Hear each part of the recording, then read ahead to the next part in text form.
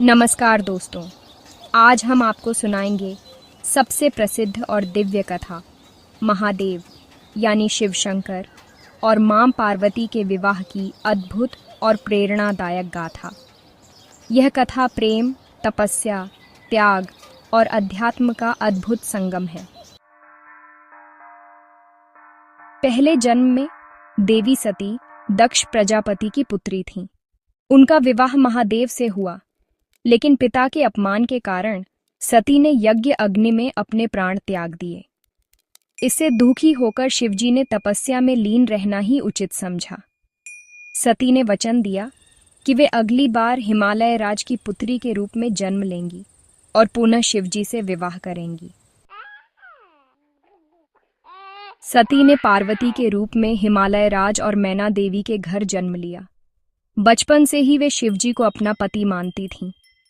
कठिन वर्षों की तपस्या, कठोर व्रत, उपवास और साधना के बाद भी शिवजी गहन ध्यान में मग्न थे। इसी दौरान तारकासुर नामक राक्षस से संसार त्रस्त था, जिसे केवल शिव पुत्र ही मार सकता था। देवताओं ने मिलकर शिवजी का ध्यान भंग करने के लिए कामदेव को भेजा, लेकिन शिवजी की तीसरी आंख की ज्वाला में कामदेव भस्म हो गए। तपस्या से प्रसन्न होकर शिवजी मां पार्वती के पास एकदम विचित्र रूप में आए, बल्कि वे उन्हें अपने वास्तविक स्वरूप की कठिनाइयां गिनाने लगे और विवाह से मना करने को कहा। लेकिन माता पार्वती अडिग रहीं। उनके प्रेम और तपस्या से प्रसन्न होकर आखिरकार शिवजी अपने असली दिव्य रूप में प्रकट हुए और विवाह के लिए हामी भर दी। शिवजी की बारात सारी दुनिया में सबसे विचित्र मानी जाती है।